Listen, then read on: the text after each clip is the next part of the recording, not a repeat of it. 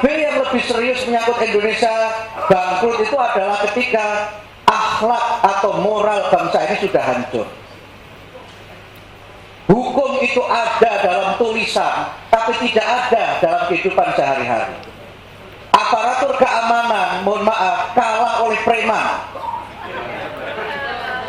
Pejabat negara kalah oleh cukong politik. Sehingga siapa yang mengatur negeri ini bukan undang-undang, bukan peraturan, tetapi yang terjadi adalah maju tak gentar, membela yang bayar. Kalau ini terjadi, maka bangsa kita ini memang betul-betul bangkrut. Minal muflisin dalam bahasa Arabnya itu.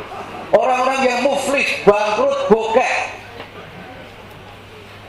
Dan ini menjadi masalah yang sangat serius. Ketika anak-anak muda kita sudah terjangkiti narkoba. Data dari Granat, ini lembaganya milik Pak Henry Yosodiningrat itu, menyebutkan ada lebih dari 6 juta orang Indonesia yang menjadi pemakai narkoba. Bahkan berita-berita hari ini menyebutkan pilot-pilot pesawat itu juga diindikasi memakai narkoba. Kalau pilotnya sudah memakai narkoba, ya mengendarai pesawatnya ya dia fly itu saja. Dan itu menjadi masalah bangsa yang sangat serius. Kalau bangsa ini sakit-sakitan, hospitalized bahasanya Bu Dr. ST, maka bangsa ini menjadi bangsa yang ringkih. Karena bangsa kita ini sakit-sakitan, generasi mudanya sakit-sakitan, maka tidak pernah kita jangankan mimpi juara Olimpiade. Asian Games saja itu hanya juara kalau tuan rumahnya Indonesia.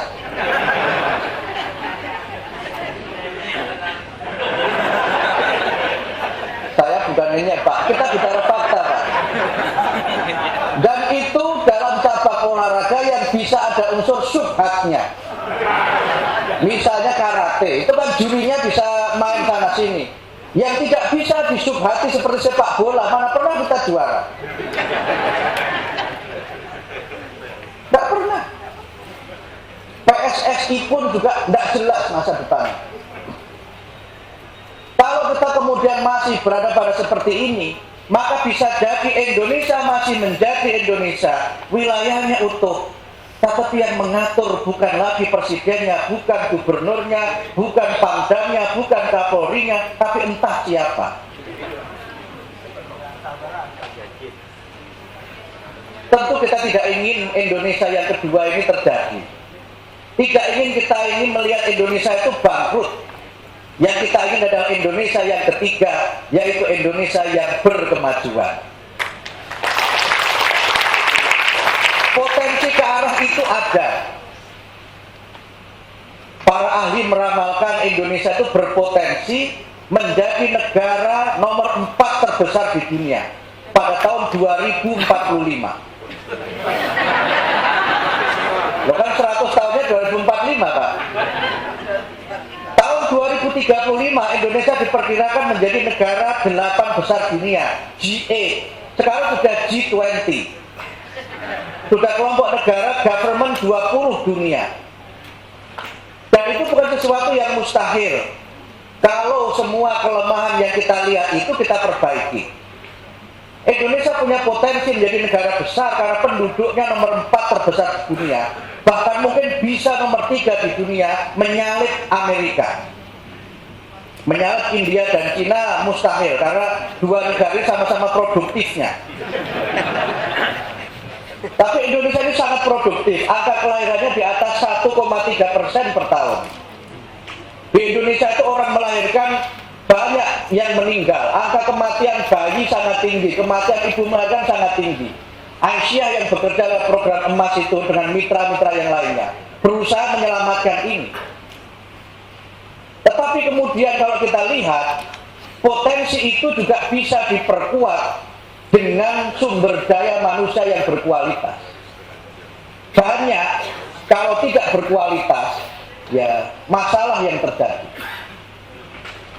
Banyak, tetapi sakit-sakitan, masalah yang terjadi. Dan sekarang ini masalah sudah mulai terlihat. Begitu ada BPJS, itu orang semakin nekat, tidak berusaha menjaga kesehatannya karena yakin kalau berobat tidak bayar. Akhirnya sekarang ini yang sakit justru dokternya, bukan pasiennya. Orang hidupnya semakin nekat karena merasa kalau berobat itu tidak perlu membayar. Kita gagal mendidik hidup sehat di masyarakat. Cara yang bagus itu mengembangkan teknologi kesehatan sehingga masyarakat bisa diobati, atau membangun masyarakat yang sehat sehingga dia tidak perlu ke rumah sakit. Pilihannya mana? Tentu pilihan yang kedua kan, membangun masyarakat yang sehat, sehat fisiknya, sehat pikirannya, sehat jiwanya, dan sehat spiritualnya. Karena itulah maka peningkatan kualitas sumber daya manusia adalah sebuah keniscayaan. Sehingga kenapa pilihannya gerakan pencerahan? Karena bangsa-bangsa yang maju di dunia adalah bangsa yang cerdas, bangsa yang berpendidikan tinggi, tetapi berilmu. Karena ada orang yang berpendidikan tinggi, hanya bersertifikat tinggi saja Pak, mohon maaf. Satu saat ada kawan saya, seorang kiai NU cerita, ada seorang bupati yang didemo terus sama masyarakatnya. Ketika didemo, bupati ini dipanggil oleh Pak Kiai ini. Pak Bupati, ini antara Bapak dengan saya dari hati ke hati. Sesungguhnya ijazah Bapak itu asli apa palsu? Kemudian kalau yang nanya kiainya, Bupati menjawab, waktu saya beli, kata yang jual asli Pak Kiai gitu. Ini yang repot. Padahal angka partisipasi pendidikan tinggi kita itu baru 11%. Baru 11% orang Indonesia itu yang mengenyam pendidikan tinggi. Tetapi mengapa Muhammadiyah berani mengambil tema gerakan pencerahan? Karena 12% mahasiswa Indonesia, negeri swasta, itu 12%-nya ada di perguruan tinggi Muhammadiyah. Kita seluruh Indonesia itu termasuk Asia, itu punya 178 perguruan tinggi Pak. 178 se-Indonesia. Kita bayangkan di Papua Barat, kita tuh punya 3 perguruan tinggi. Di Papua Barat. Di NTT kita punya 2 perguruan tinggi. Di Papua Barat itu Universitas Muhammadiyah Sorong, mahasiswanya sekitar 9.000. 80%-nya itu Kristen. Di sekolah tinggi STKIP, Sekolah Tinggi Keguruan Ilmu Pendidikan Manokwari, itu juga dari sekitar 1.000 sekian mahasiswa, itu juga 85%-nya Kristen. Begitu pula di STKIP Muhammadiyah Sorong. Di Maumere, Nusa Tenggara Timur, kita punya STKIP. Yang sangat semangat ikut mendirikan itu bupatinya, Bupati Maumere. Waktu ditanya Pak Bupati kok semangat sekali ikut mendukung berdirinya STKIP. Ini kan Muhammadiyah Pak. Jawaban beliau apa? Kami ini kabupaten di kepulauan. Kami terpencil dengan pulau yang lain. Guru-guru kami ini masih belum sesuai dengan ketentuan, sehingga kami perlu banyak guru. Dan berdirinya STKIP Muhammadiyah ini akan membantu menyelesaikan masalah kekurangan guru di daerah kami. Pak Bupatinya ditanya, Bapak ini agamanya apa? Saya Kristen Pak, tapi saya alumni SMP Muhammadiyah. Jadi kalau orang itu masih berpikir mengenai bagaimana Muhammadiyah hubungannya dengan toleransi persatuan, Muhammadiyah tidak banyak berkata-kata, tapi langsung melaksanakannya dengan amal-amal yang nyata. Inilah komitmen keindonesiaan Muhammadiyah. Jadi kita ingin Indonesia ini maju dengan sumber daya manusia yang unggul. Kita ingin punya Indonesia yang sehat. Sehingga amal usaha Muhammadiyah yang paling banyak setelah pendidikan adalah kesehatan. Bu Dr. Esti ini ada kamera, tidak apa-apa, juga sudah selesai. Itu kan sempat kita usulkan jadi Menkes waktu itu. Cuma Pak Jokowi tidak milih beliau. Mungkin belum ada di Loh Mahfud Bapak Esti. Mudah-mudahan kalau ada reshuffle, Ibu masuk di dalamnya. Saya istilah Mahfud itu teringat saudara Dr. Adiasa Daud, Ketua Kuarnas Pramuka itu kan pemuda Muhammadiyah Setiabudi Jakarta Selatan.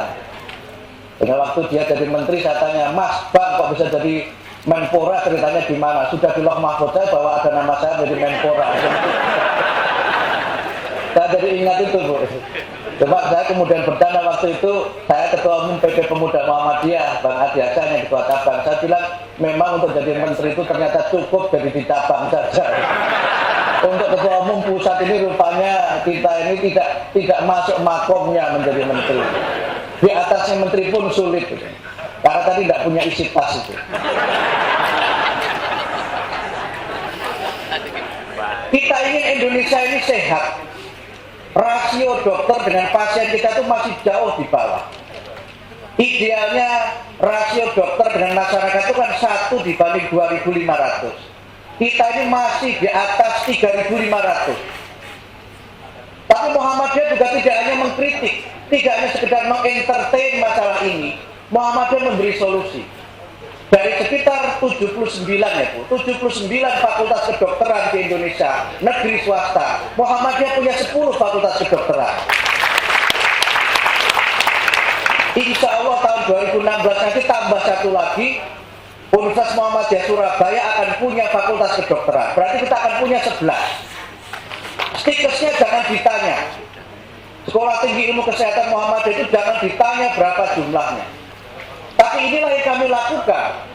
Sehingga Muhammadiyah ini melangkah itu dengan kontribusi yang nyata, bukan hanya banyak berkata-kata. Yang ketiga yang kita bangun adalah Indonesia yang ekonominya kuat.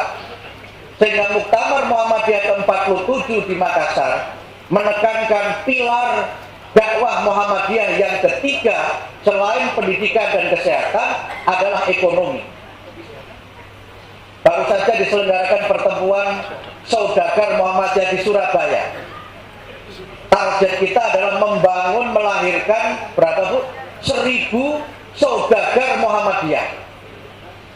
Karena kalau saya boleh merujuk apa yang dikatakan oleh Pak Wakil Presiden, kalau ada 100 orang kaya di Indonesia, maka yang Islam itu kira-kira berapa persen? Hanya 10 kira-kira yang Islam itu. Mungkin kalau kita sebut ya Pak Khairul Tanjung, Pak Abu Rizal, dan yang lain-lain. Abdul Mukti tidak ada di situ. Tetapi kalau ada 100 orang miskin, kata Pak Wapres, yang 90-nya itu yang Muslim. Mungkin kalau Bali tidak ya Pak. Bali saya kira termasuk minal agniya, among the rich people saya kira. Sepanjang masih aman, banyak turis ke sini, insya Allah Bali akan terus menjadi andalan Indonesia. Meskipun sering kalau saya keluar negeri itu saya agak sedih saya rasa ditanya, is Bali, is Indonesia close to Bali? Apakah Indonesia dekat dengan Bali? Dalam hati saya pikir gundulmu itu.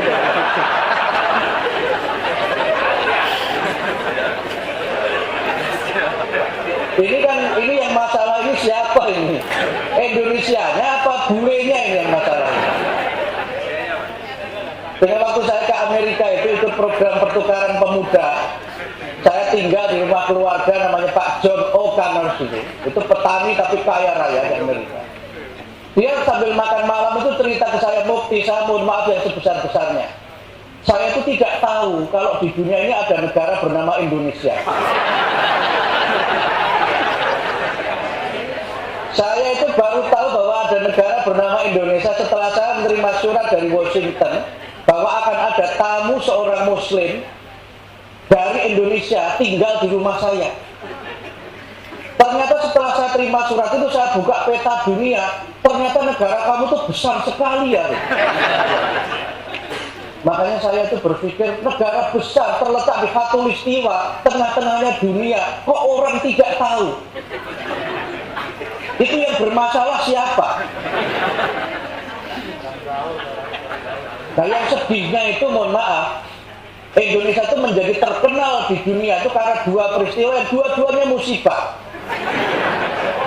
Yang pertama adalah adalah bom Bali tahun 2002 itu. Yang kedua adalah tsunami di Aceh. Dua-duanya musibah yang membuat kita ini terkenal. Dan waktu saya ke Inggris itu, I'm very sorry for the tsunami in your country. Gitu. Dan ketika saya ke Inggris, saya kan pernah penasihat Islam Indonesia Inggris. Di pantai, di Taman Hyde Park itu dibuat itu monumen yang menggambarkan pemboman Bali itu. Dan pada konteks ini menurut saya kita harus berusaha untuk membangun terutama umat Islam bahwa Indonesia ini bisa maju kalau umat Islamnya maju. Indonesia ini bisa damai kalau umat Islamnya damai. Dan itulah mengapa Muhammadiyah itu berani mengambil tema gerakan pencerahan menuju Indonesia yang berkemajuan. Dan pilihan ini adalah pilihan bahwa Indonesia masa depan itu haruslah Indonesia milik semuanya. Dan karena itu tidak ada agenda bagi Muhammadiyah untuk mendirikan negara Islam. Muhammadiyah sesuai dengan anggaran dasarnya menyatakan ingin mewujudkan masyarakat Islam yang sebenar-benarnya. Islam sebagai sistem nilai, Islam sebagai code of conduct yang membuat orang mendapatkan rahmat dari Islam itu. Bahkan Muktamar Muhammadiyah ke-47 secara tegas membuat sebuah rumusan mengenai negara Pancasila, Darul Ahdi wa Syahadah. Negara Pancasila sebagai negara persaksian dan negara pembuktian. Negara di mana umat Islam ini harus bekerja sama dengan seluruh kekuatan bangsa untuk memajukannya bersama-sama.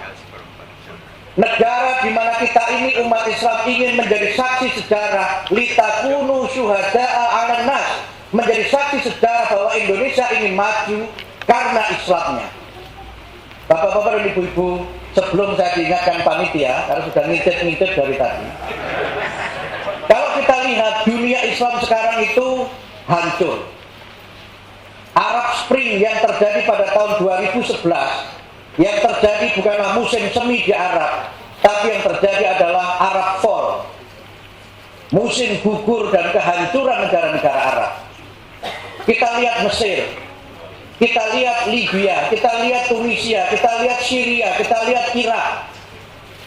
Semuanya hancur berkeping-keping. Tapi Indonesia, kalau saya keluar negeri itu, nah ini yang saya kira hebatnya. Kita itu dipuji oleh masyarakat dunia karena 3 hal, walaupun dengan beberapa catatan. Indonesia itu negara muslim terbesar di dunia yang dianggap muslimnya itu moderat. Saking moderatnya Natal pun dijaga oleh Banser. Walaupun saya mengatakan pemuda Muhammadiyah, Kokam dan Tapak Suci tidak perlu menjaga gereja, tidak perlu menjaga Natal, karena kami percaya kepada aparatur keamanan. Kami percaya kepada TNI, kami percaya kepada Polri. Karena itu Kokam dan Tapak Suci tidur saja. Kami tidak ingin membangkitkan, mohon maaf, karena eksesnya kadang-kadang premanisme. Eksesnya kadang-kadang menimbulkan paramiliter, sipil yang bergaya militer. Itu kadang-kadang melebihi militernya yang asli.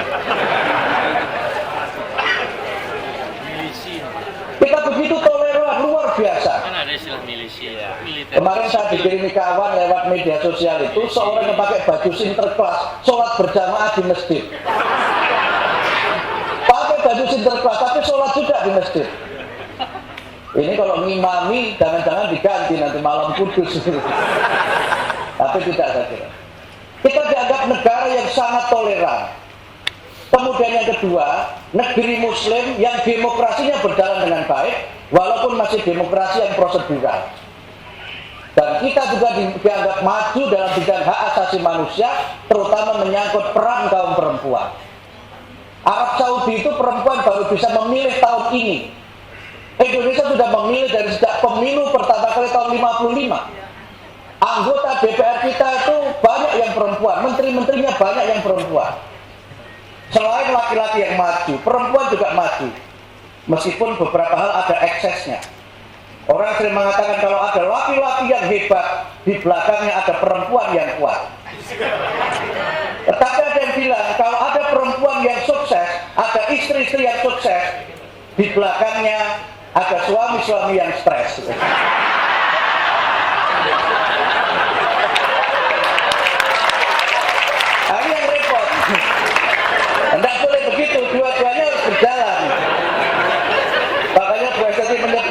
ibu-ibu Aisyah itu walaupun tua itu masih sehat luar biasa ibu Aisyah itu. Di Aisyah itu kan ada istilah Nelly ya Bu ya. Nelly itu dua pengertian. Satu, nenek-nenek lincah. Sudah nenek-nenek tapi masuk ke sana kemari, muswil ini itu. Nah, yang kedua itu yang repot. Nelly itu nenek-nenek liar.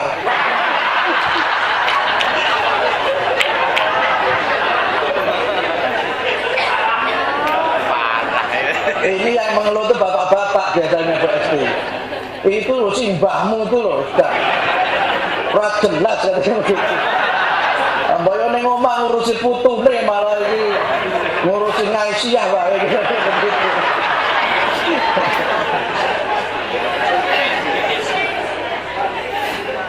Tapi saya kira yang berlaku yang kedua tadi. Nenek-nenek lincah itu. Yang memang ibu-ibu Aisyah itu lewat gerakan apa namanya knocking the door, ketuk pintu untuk penyembuhan tuberkulosis. Aisyah ini memecahkan rekor muri. Lewat program menyelamatkan ibu yang melahirkan dan anak balita yang melahirkan, Aisyah dapat penghargaan dengan predikat A+++. Jadi kira-kira kalau pakai kartu itu platinum plus. Luar biasa Nelly kita itu. Makanya kalau saya datang ke acara Aisyah itu saya paling seneng. Karena si nenek-neneknya itu menyemangati saya. Nenek-nenek saja masih semangat ya, mosok saya yang muda kok mengeluh. Dengan saya pernah itu datang ke suatu acara, naik ke lantai 7 Pak, salah satu kampus kita itu. Sama ibu-ibu Aisyah itu, nunggu lift itu lama sekali. Terus ibu-ibu itu tiba-tiba bilang begini, Mas Mukti mau naik pakai tangga. Ya nawarin nenek-nenek itu. Saya aja ragu-ragu, malah nenek ini nawari naik pakai tangga lantai 7. Ya kalau ibu berkenan monggo. Nah, monggo Mas Mukti, naik lantai 7. Saya itu nafasnya Senin Kemis, beliau masih tenang saja. Padahal umurnya sudah lebih dari 70 tahun, lebih tua dari Pak Made Sukirman itu. Katanya ibu usia sudah 70 sekian tahun, kok masih sehat, rahasianya apa? Saya kira ini barokahnya saya mengasuh anak yatim. Luar biasa jawabannya itu. Bukan karena fitness atau apa, tidak. Tetapi jawabannya sangat spiritual, yaitu ini barokahnya saya mengasuh anak yatim. Makanya orang-orang di Muhammadiyah dan Aisyah itu sedikit jumlahnya, tapi sehat-sehat karena rapat terus. Kalau orang Muhammadiyah itu kira-kira seminggu tidak rapat, itu sudah bingung orang Muhammadiyah itu. Karena nggak ada penyaluran ide dan nggak ada penyaluran memarahi orang lain.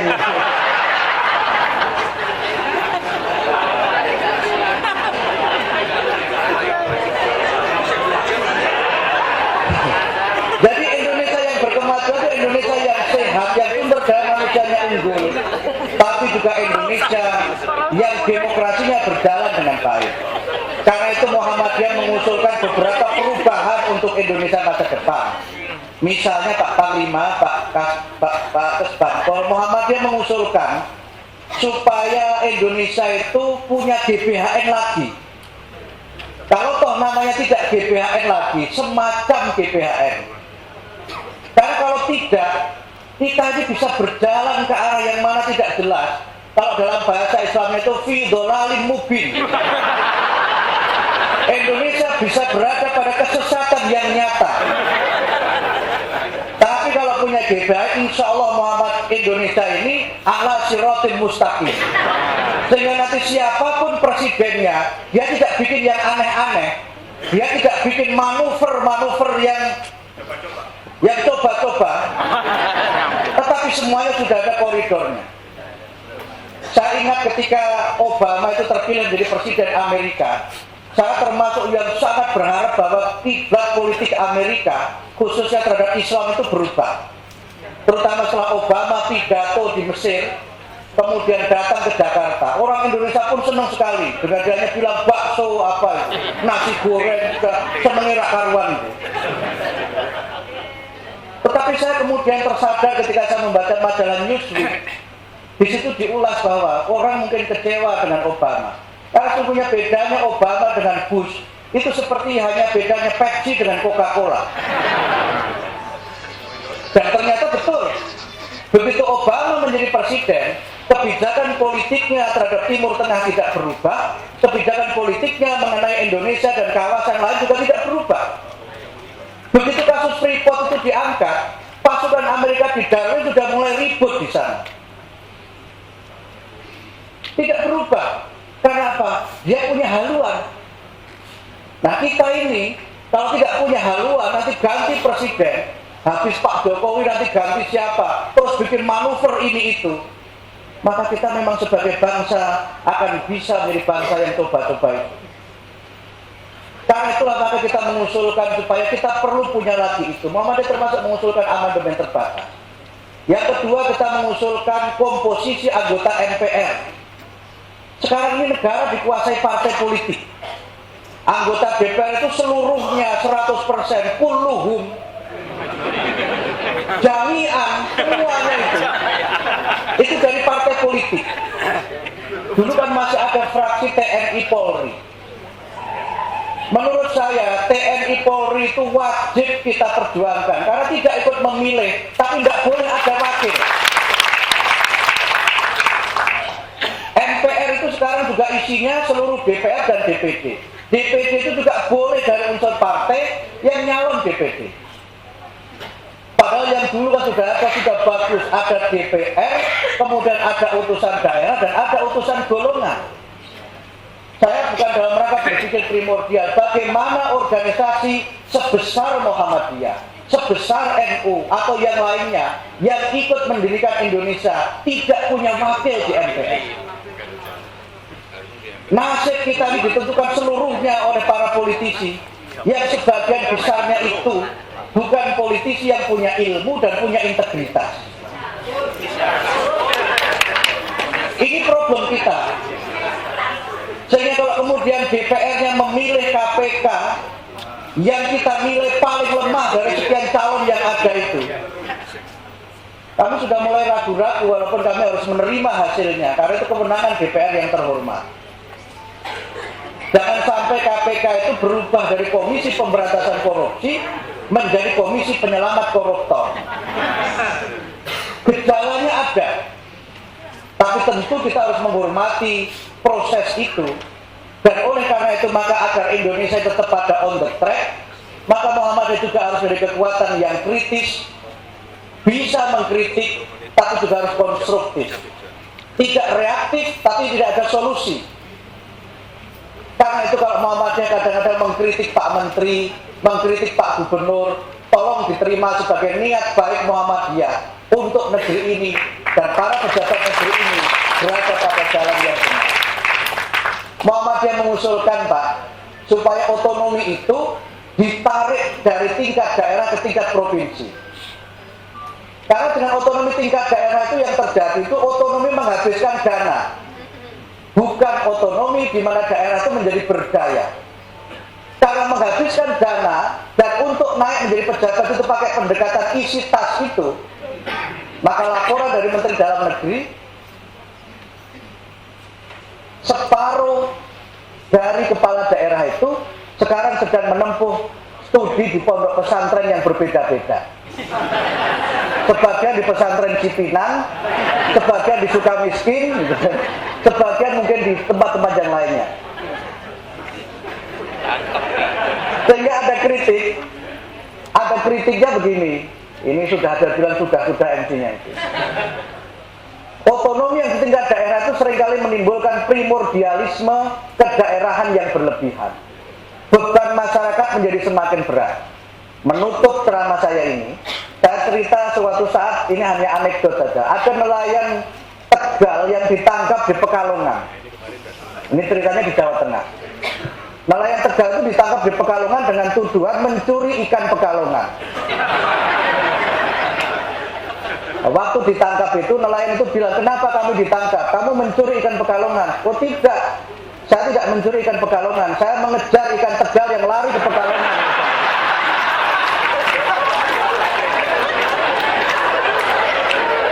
Nah, kalau ikan berenang itu kan bebas loh. Nggak ada TPR, nggak ada apa kan, nggak ada. ingin supaya ditarik itu. Dengan komposisi MPR perlu kita rubah, sehingga fraksi di MPR itu perlu ada utusan daerah dan golongan, dan yang lain-lain yang Muhammadiyah mengusulkan untuk ada perubahan-perubahan. Tapi tentu sekali lagi ini adalah bagian dari komitmen Muhammadiyah agar Indonesia yang akan datang adalah Indonesia yang berkemajuan, dan Indonesia yang berkemajuan itu salah satu motor penggeraknya adalah Islam yang berkemajuan. Inilah Islam yang menjadi pilihan Muhammadiyah. Inilah Islam yang dijelaskan oleh Ibu Esti tadi, berorientasi ke masa depan, sumber daya manusianya unggul, cerdas dan kuat, serta punya tanggung jawab terhadap penyelesaian masalah-masalah keumatan dan masalah-masalah kebangsaan. Saya kira demikian yang saya sampaikan. Mohon maaf atas segala kekurangan. Mudah-mudahan acara Muswil ini dapat menghasilkan keputusan-keputusan yang merupakan jabaran dari Muktamar Muhammadiyah dan keputusan-keputusan yang merupakan bukti kontribusi Muhammadiyah dan Aisyah untuk memajukan Bali, memajukan provinsi yang dikenal dengan Pulau Dewata ini. Mudah-mudahan nanti menghasilkan pimpinan yang terbaik, pimpinan yang amanah, pimpinan yang dapat membawa Muhammadiyah, Aisyah menjadi organisasi yang berkemajuan, yang bisa berkontribusi memajukan masyarakat dan bekerja sama dengan seluruh elemen masyarakat.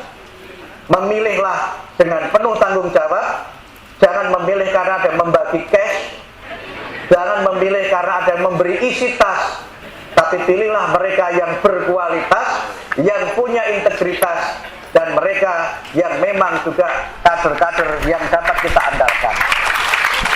Sekali lagi, mohon maaf atas segala kekurangan. Ini doa ya?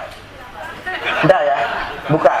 Akhirnya dengan memohon ridho Allah Subhanahu wa taala, marilah musyawarah wilayah Muhammadiyah dan Aisyah ke-11 Provinsi Bali ini secara resmi kita buka dengan membaca basmalah. Bismillahirrahmanirrahim. Semoga Allah senantiasa meridhoi kita, dan semoga Allah senantiasa memberikan rahmatnya kepada kita sekalian. Nasrun minallah wa fathun qarib wa basyiril mu'minin. Wassalamualaikum warahmatullahi wabarakatuh.